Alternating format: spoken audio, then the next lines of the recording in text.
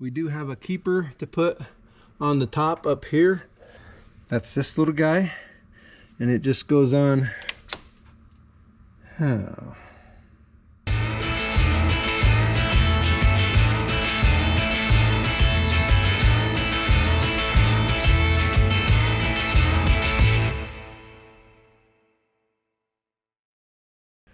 Welcome back to the channel.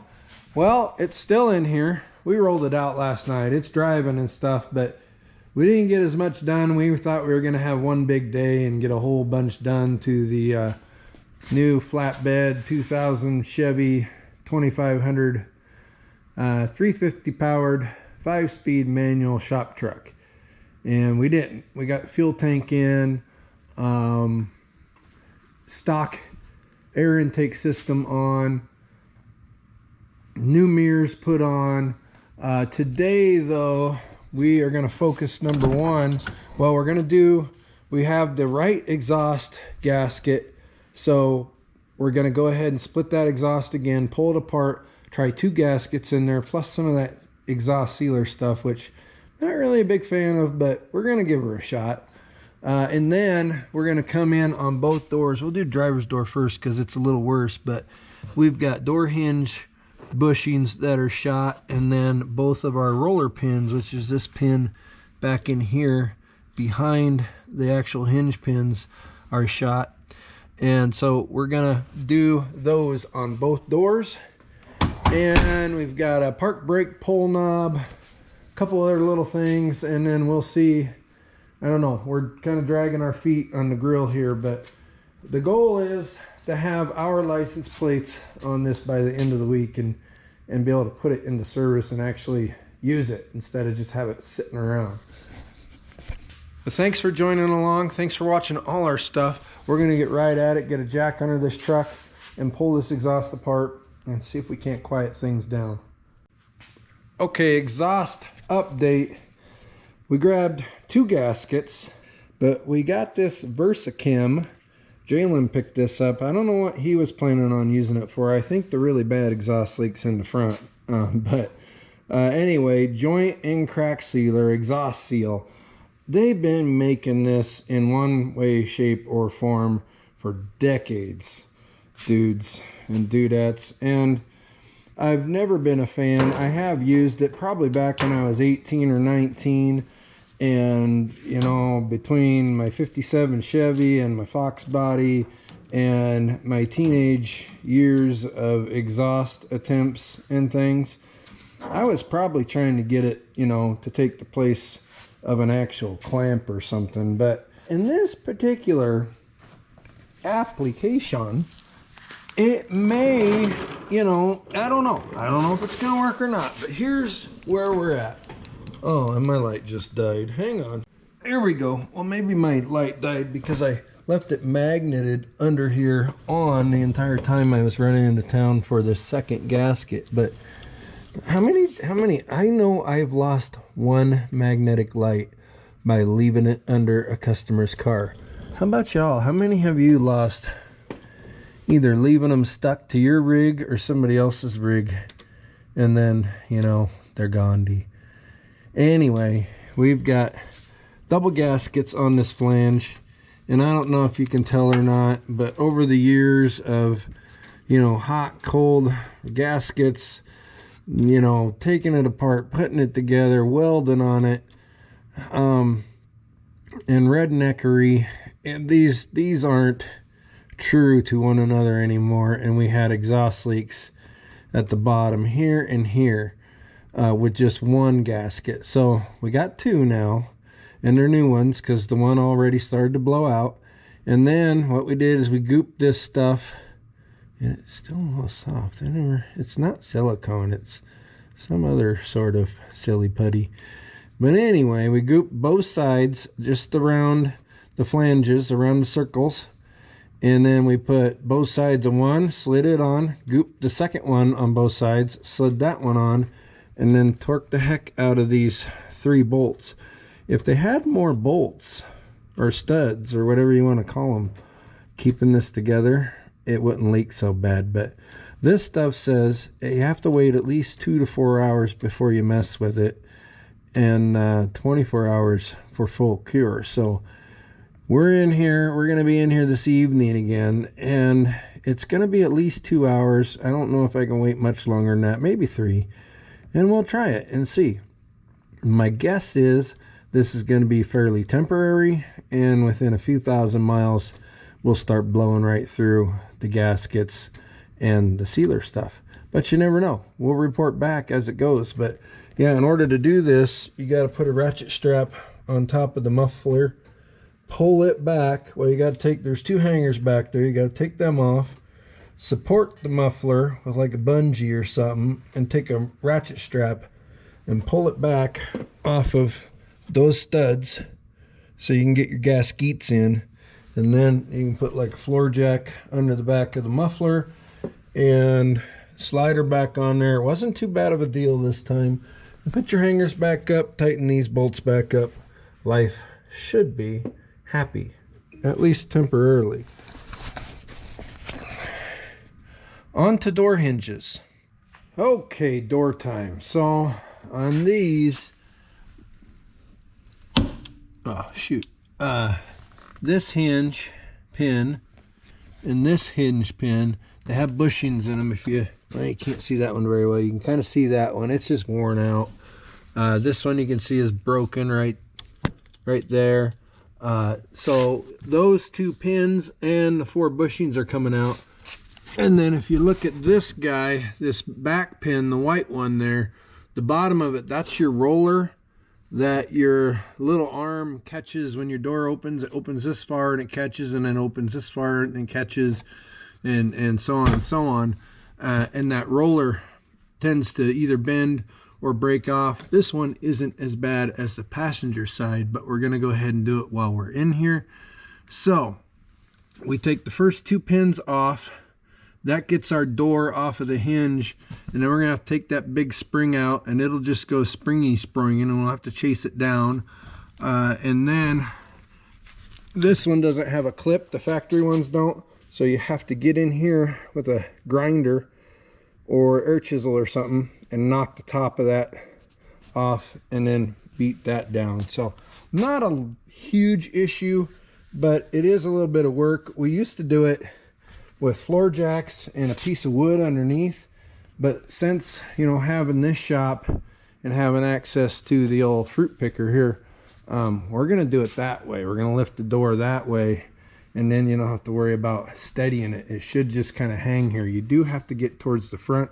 This part of the door is much heavier than this part, so we may have to, you know, move the strap or put a little helper strap somewhere to keep the door from coming out and then going crack and trying to fall. So we'll get these first 2 pins out and we'll go from there.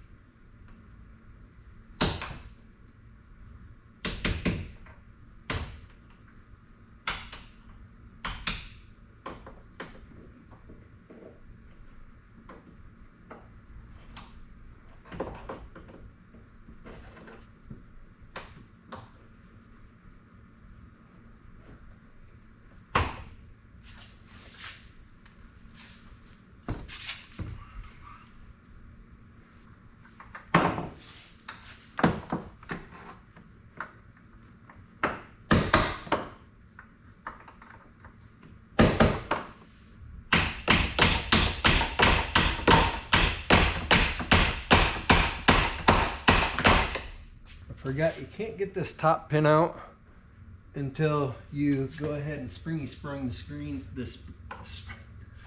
until you springy sprung the spring out of the way. So like that, there we go. Not too bad. And there's a secret way, redneck way of getting that back in there too. Now we can tippy tap that pin all the way out.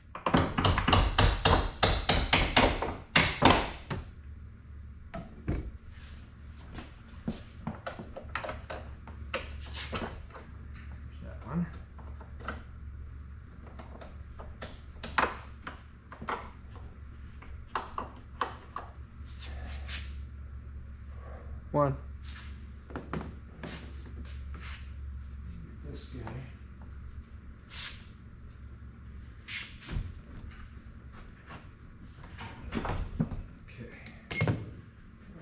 it's gonna hang all right. Or not. Yeah, it is.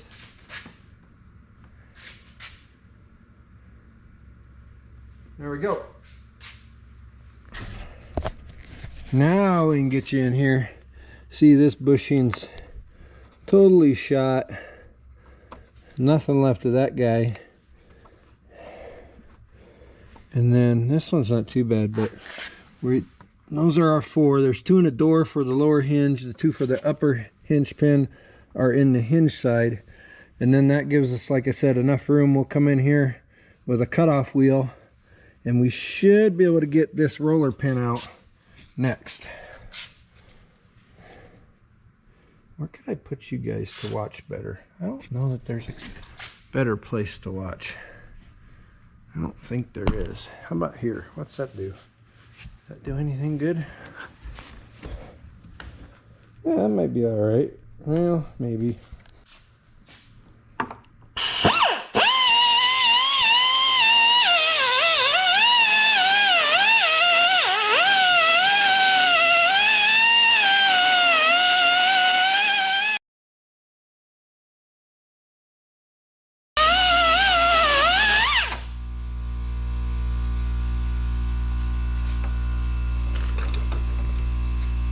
Then you just take one of the pins from your hinges,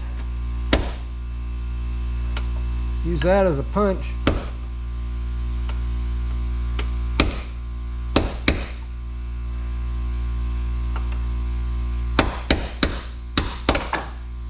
There it goes.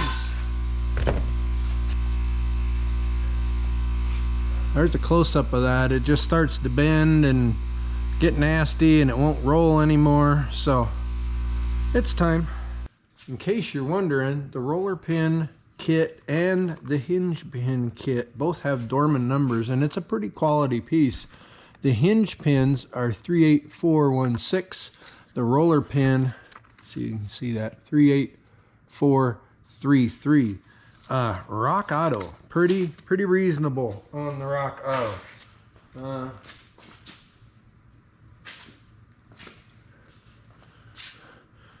Here's the new, and they're beefier. Here's the new compared to the old roller pin. They didn't bother necking that down. This guy's got some beef to him here. So this goes up from the bottom. We tippy tap it into place, and then since it didn't have the crown smushed on it like the factory one, it's got a little C-clip that holds it in.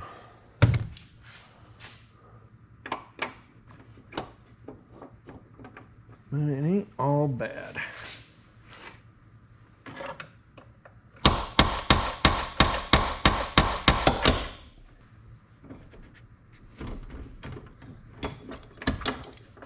Holy smokes, you guys. It doesn't want to start. Hang on.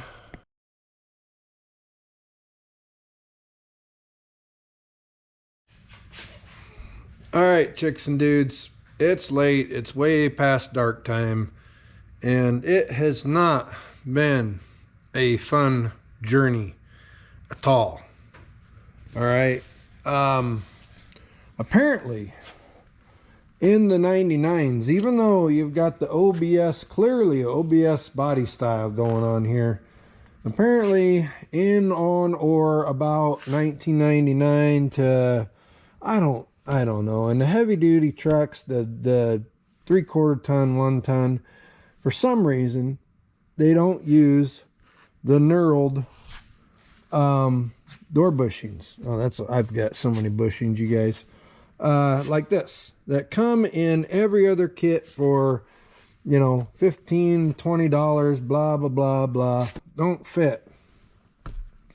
That means, yeah, you fight and you break. I mean, there's pieces of bushing down here. I broke 2 or 3 of them before I finally gave up on fitting them into a hole that's, you know, way too small. But anywho, what we ended up having to do, we went back to the Irish parts store. That should be off.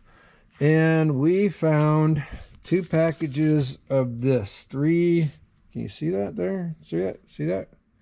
38374, and it's just an assortment of door hinge bushings. And we made a couple work because I'm not going to go buy GM bushings. They were about, I don't know, $60-70 for each door. And we already had $60 or $70 worth of other kits and stuff. Now, the roller pin, it went in just fine. We had to get, you know, creative in getting it pressed in there, but it's in there. But and then you can still use the pins, but we were able to find out that, and I used them all now. So in this, here's a kit with them in there, but these little guys down here will slide over the big part of the pin and go in. And then these little knurled guys here, if we drill out the holes in the hinges to 1/2 inch, they're all happy in there. I'll show you a little bit more on the passenger door tomorrow, but it would not have been I mean, unless you just like watching an old dude cuss and yell, and you know, I don't think I threw anything, but it just wasn't enjoyable for me. It would not have been enjoyable for you, but in the end, it worked. So we got us a door. Look at that gap there, dudes and dudettes. We got a front gap. Don't mind the little rust. Yeah, opens nicely, comes out, stays open all the way. No crinking or groaning or cracking, and it shuts. So I'm pleased. Took 3 times longer, for, you know, twice at least, yeah, probably 3 times longer than it should have. But we'll come out in the morning, we'll walk you through the other side. In the meantime, it's probably a good thing, because that the exhaust gasket, you know, sealer stuff, we're just going to leave the white junker in here overnight, and it's going to continue to cure. So tomorrow we'll fire it up and we'll see how long, you know, our exhaust fix lasts before it starts blowing out. What else? Jalen got the bumper, I think, is on its final. That's where it's going to land, for goodness. Still needs cleaned up. He did a nice job, guys and gals. He had to shave this down, make it fit, because again, the emblem on the 99 was not the same for the grill we got. All that drama. We still have our header panel, or our filler panel, sorry, to go in. That's all going to happen tomorrow. I'll let Jalen do that. He's been working on that. But we're going to do the other door tomorrow. And then, golly, I think we're about done. Oh, we did figure out, now that the door works, that this dome light switch doesn't work. So we'll get one of them from Irish tomorrow. And then we put our new park brake release handle in. So it's in and ready to roll. We still have to screw down the shifter boot from when we initially got the truck. Little things like that. Clean it up. It needs cleaned. And, you know, we're still looking for parts. But, did you hear that? We're going to lubricate that just a little bit. Yeah. Okay, we'll put some lube on that. Still making a little noise, but it's shutting great. We'll see you in the morning. Next day alert. I'm in a much better mood. It's a glorious day. It's like 71 degrees. The wind's out of the north, but we point south, so doors open, sun's coming in. Life is happy. Mackie's chilling. I don't know if you can see him in the shade by the Fantastic there. And we are on to the passenger side of these door hinges. That's the only thing about having a door open, is the sun messes with the GoPro.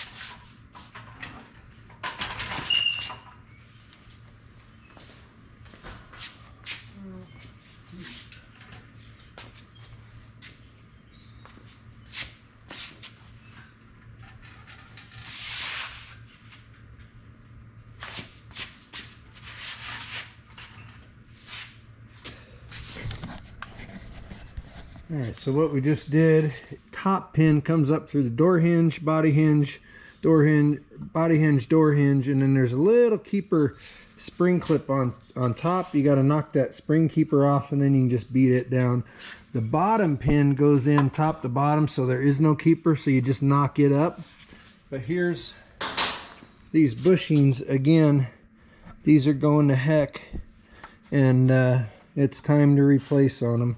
Same thing for the top hinge. The bushings go on the body side of the hinge. The bottom hinge, the bushings go on the door side of the hinge. So don't ask me why. That's just the way it's always been. That they didn't change. All right, bushings out. So we're going to be drilling again the cab side hinge on the upper hinge and the door side hinge on the lower.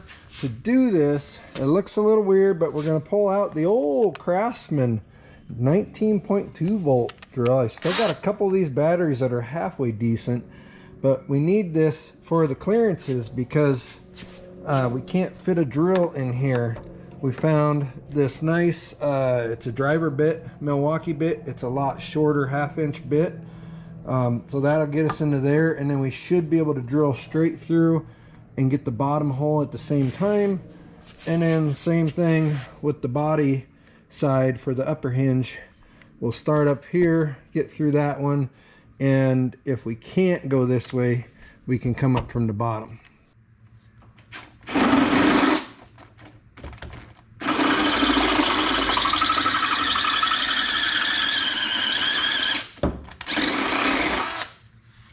Go.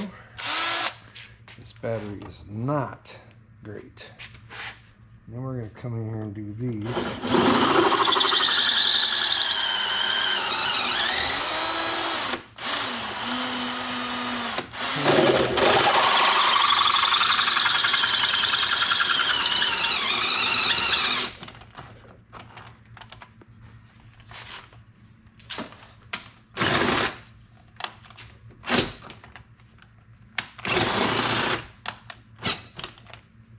I see.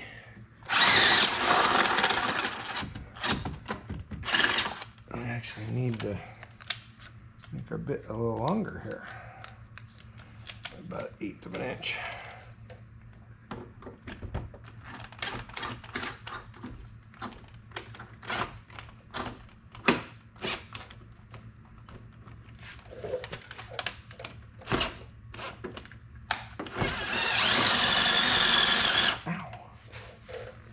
Yeah, we're through. Okay. All right. We are super happy. Okay, now the bushing should kind of drop right in there and have very little play. This one's got a little bit, but it's not bad. And if they don't drop right in, what you do is you take a big vice grip and you squeeze on them, and that'll pull them in. You gotta be kind of careful. If you get a lot of resistance, that bushing will just break, but it doesn't take much. Just pull it down in there. And then these other two went in by hand, so we're good there. We've got our lower bushing, upper bushing. That one's just a hair, got a hair bit of play, probably because I was messing around with that drill bit. And then lower and upper. Again, the pin goes down for the bottom one, up from the bottom for the top one. Now, we've also got on this side, the roller pin is just obliterated. All right, we're a little limited on space in here. Of course, we can't get a 4-inch angle grinder in there, but we can get the right angle die grinder with an attachment with a little cutoff wheel. And we're just gonna run this back and forth across the top until it's flush and we can punch that out.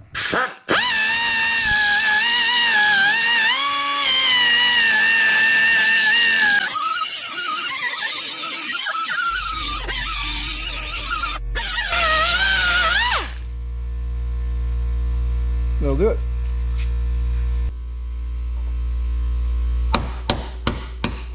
There she goes. Easy peasy. That'll go on the no good pile. All right, new roller pin. beefier than the old one.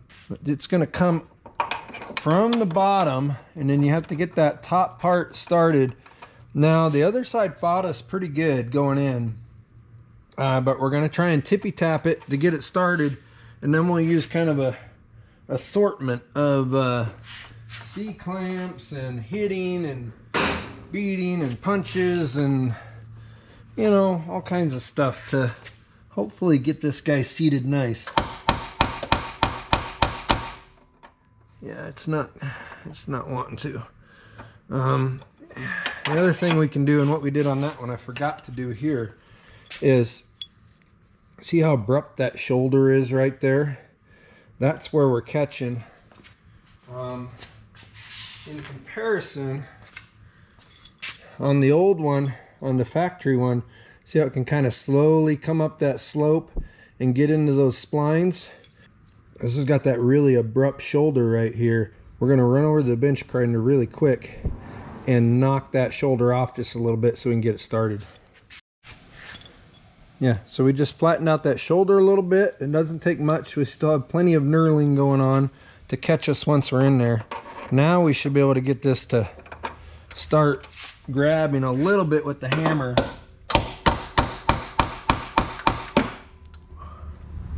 There we go. I better save these bushings. They might fly. Well, they did fly out as we started there. There we go. It'll be all right.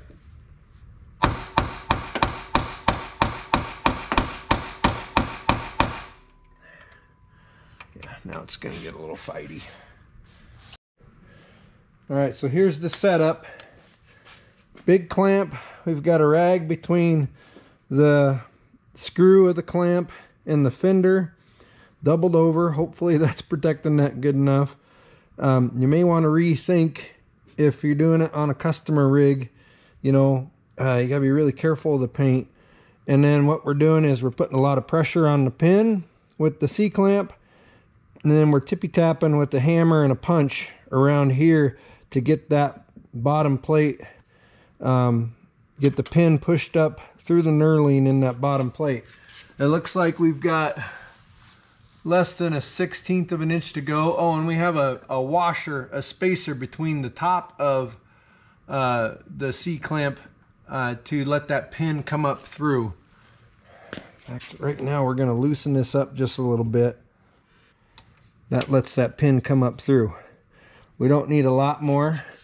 We just need a little bit more, and we'll be done.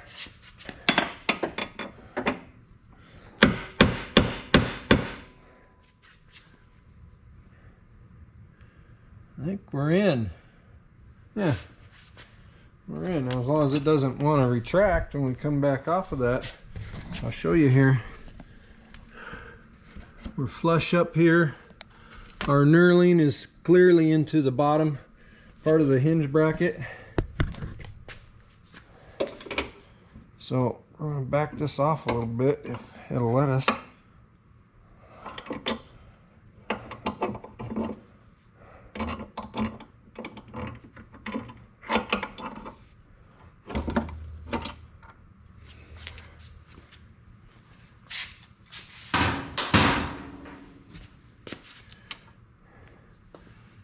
Goodness. Here's our little clip. There you go.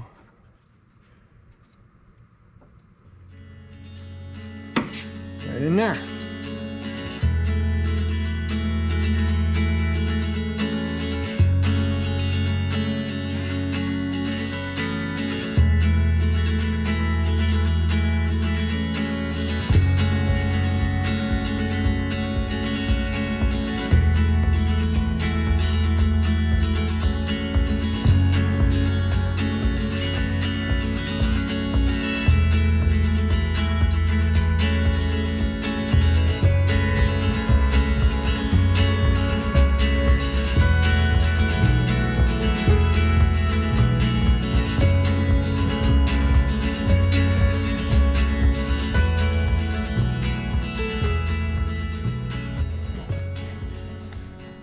All right, we're in. So new roller pin is happy. top hinge pin all the way up, seated in there, seated at the bottom, new bushing, and then bottom pin from the top down, new bushing. We do have a keeper to put on the top up here. That's this little guy, and it just goes on. Oh. Where'd it go? Hello, where'd you go? Here it is. That's this little guy, and it just goes on here, down in there, and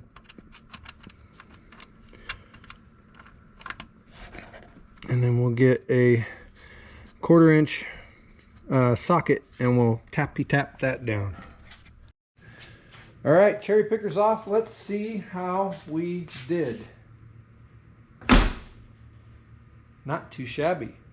We got good gap here, all the way down. We've got a little bit of a close gap at the bottom here, but that's probably has to do more with the spinner's been changed. We got one more thing to do, and that is we got to get this spring in there so that our catches catch. Right now we're just swinging. So let's go over to the vise, because yeah, we got to get this spring compressed, and I'll show you how we do that. Alright, first part of this is pretty elementary. Just don't let it fly out of the vise. We're going to get it all compressed. We're going to take a chunk of baling wire, mechanics wire, whatever you got around the shop. Bring that through and twist her up a few times.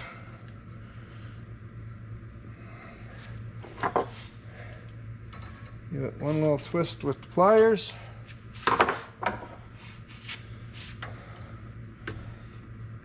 Cut off your ends. And it should hold. Should. What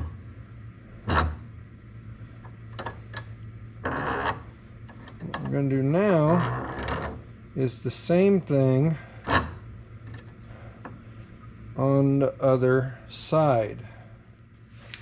We're compressed. Now we can go back to the door. I won't be able to show you this. You can watch from afar probably.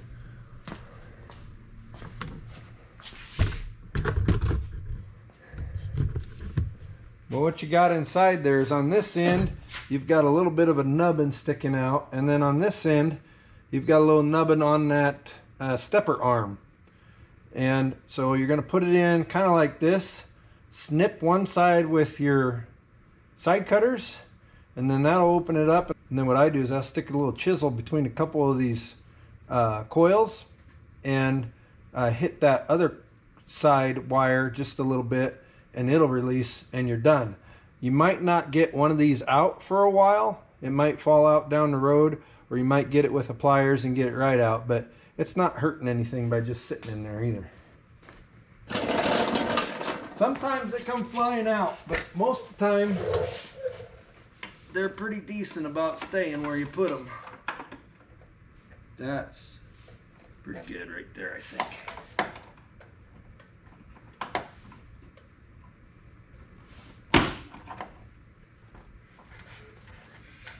Ow! Golly!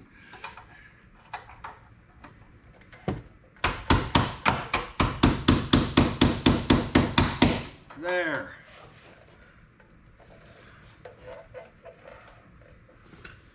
Now we're not on the nubbin all the way, so we gotta go.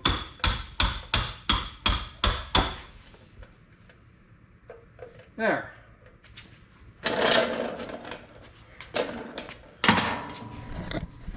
Well, it's a little bit of fumbling, bumbling, but we're in there. Spring is nice and straight. One wire came out. The other wire, if you look real close, it's in there still. It'll come out one day. Okay. Put some lubricant on there. Shut. Open.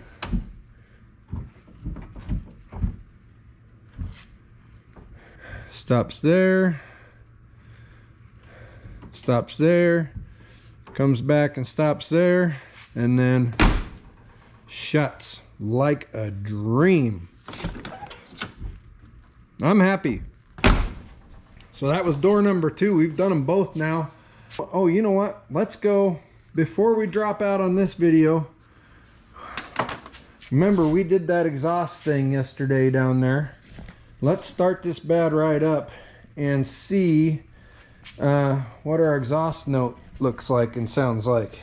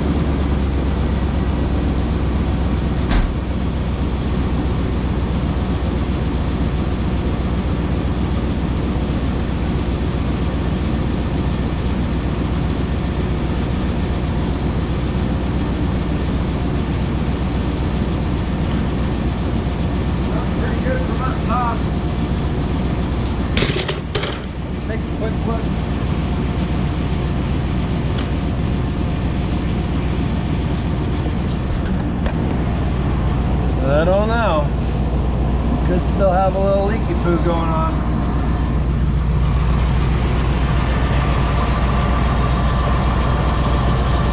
I don't feel anything, guys and gals. I don't hear anything. Right in here is where it was, oops, hang on. Right in here is where it was all leaking. Nothing right now, so, I mean, we'll see if this sealant stuff blows out eventually or not. But for right now, we are exhaust leak free, which if you'd known this truck a couple weeks ago, you'd have thought that was impossible. That makes me super happy. We're gonna end this one here. Door hinges, fix the exhaust leak. We got some tidying up and prettying up to do on this rig. And then, yeah, Jalen's itching to just drive it. So appreciate you watching, subscribing, sharing our stuff. Catch you on the next video. So here's a shot of what we replaced. The 2 hinge pins weren't too bad. This one's a little worn, the driver's side, but both roller pins just not rolling anymore, and all the bushings were junk. Now I'm pretty certain as well, if you have one of the trucks with the knurled bushings, like 98% of them are, instead of, if your pins, it's rare, it's really rare for these pins to wear excessively. Most of the time the bushing takes it all up unless they get really bad, but then you're talking hinges and everything else. So if your pins aren't horrible and you can see that it's just bushings, I would almost bet, in fact I'll put a nickel on it right now, that you can go buy 2 of these Dorman 38374s from the Irish parts store or one of the other chain stores, and what's left in here, I guarantee you, your knurled bushings for your GM OBS doors are in here, and you don't have to buy the whole hinge kit. You can get away with doing both your doors for less than about $15.